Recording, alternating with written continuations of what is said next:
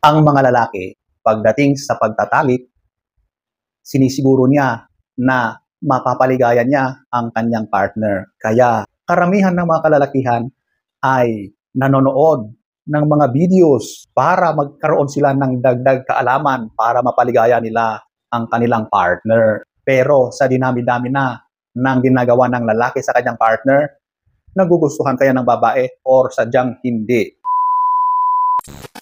Hello guys! So, ang topic natin for today, mga galawan, mga moves ng lalaki sa kama na natutunan niya sa panonood ng kung ano-anong mga videos sa internet. Ang tanong, kung nagugustuhan nyo ba or hindi? So, kung nakaka-relate ka sa video na ito, panoorin ito. So, without further ado,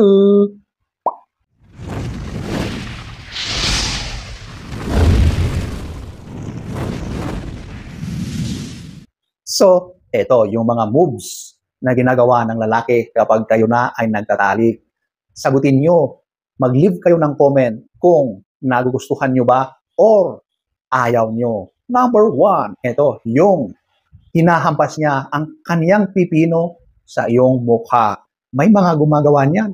Yung kapag sobrang tigas na ang kanilang pipino, ay hinahampas-hampas nila dyan sa mukha mo na akala nila, sa pakiramdam nila, ay nagugustuhan mo at talagang na-el ka sa kanilang pakiramdam. So yung mga ganyang paghahampas ng kanilang pipino sa iyong mukha, nagugustuhan mo ba yan?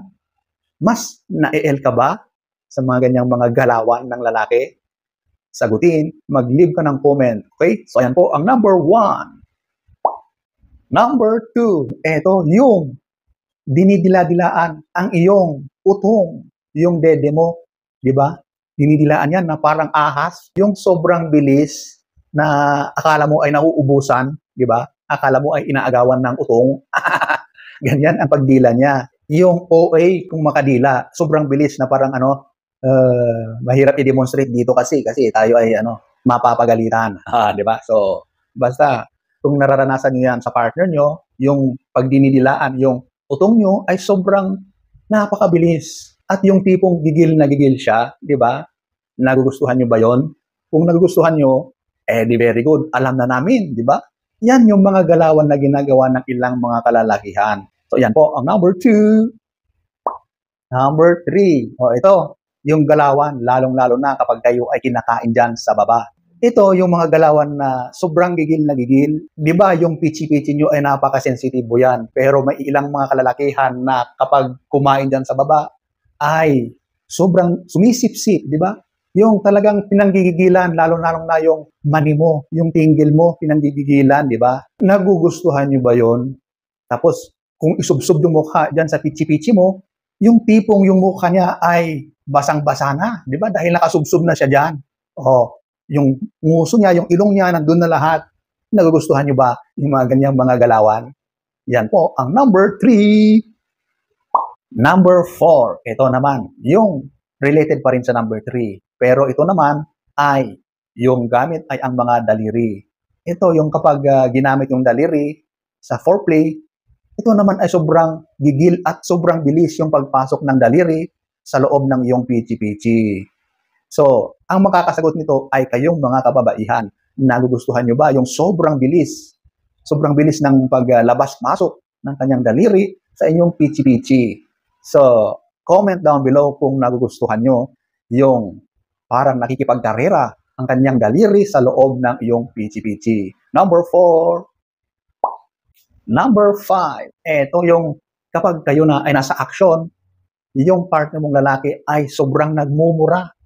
Ito yung mga nagsasabi siya ng mga masasamang salita, yung mura, dahil sa nalilibugan siya. Kaya kung ano-ano na ang sinasabi niyang mga hindi magagandang salita, di ba?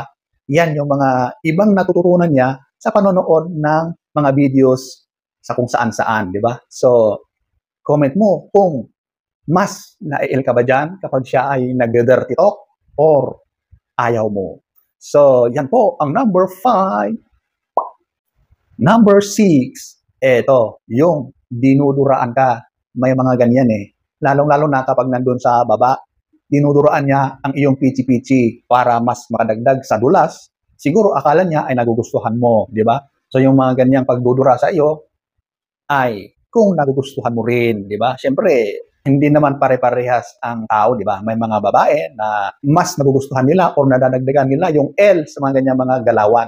At merong ding iba na ayaw nila. So, kung nagugustuhan mo, comment. Pag ayaw mo, comment pa rin, di ba? So, yan po, ang number 6. Number 7, ito yung kapag kinakain mo ang kanyang pipino, ay sinasabunutan ka at mas lalong isinusubsub ang iyong mukha sa kanyang pipino, di ba? Maraming gumagawa niyan, lalo na kapag gigil na yan or kapag malapit na yang sumabog. So, nagugustuhan mo ba yan? Yung sinasabunutan yung buhok mo at mas lalong idinidiin yung mukha mo sa kanyang pipino? Comment down below. Number 7. Number 8. Ito, yung kapag ikaw ay tinitira sa bandang likuran. Ito yung ginagawa ng ilang kalalakihan na hinahampas-hampas nila ang iyong wet po. May mga gumagawa dyan yung ginaganyan-ganyan yung wet po mo. Sinasadyang parang sinasampal yung dalawang bilugang wet po mo sa magkabilaan. So, may mga gumagawa niyan. So, nagugustuhan niyo ba yun? Mas na-el ba kayo sa mga ganyang hampas, sampal sa iyong wet po? O, di ba? So, comment down below. Yan po, ang number 8. Number 9. Ito, yung kapag umuungol ka o kaya nagsasabi ka na nasasarapan ka. Tapos itong yung lalaki, bigla niyang nirapido. Di ba? Yung sadyang binilisan niya ang kanyang pagkadyot sa'yo. Sa buong akala niya ay mas makakadagdag ng sarap na iyong nararanasan. O, gusto mo ba yon? Or gusto mo pa rin yung slow pace o yung ginagawa niyang moves nung ikaw ay umuungol? Yan, di ba? So, may mga kalalakihan kasi na kapag nararamdaman nila or naririnig nila na umuungol or nasasarapan yung partner nilang babae, mas binibilisan nila yung pagkadyot. So, nagugustuhan nyo ba? Or hindi? Number 9. Number 10. Ito, yung nagkakasakitan na. So, ito yung ginagawa ng lalaki na sinasaktan ka.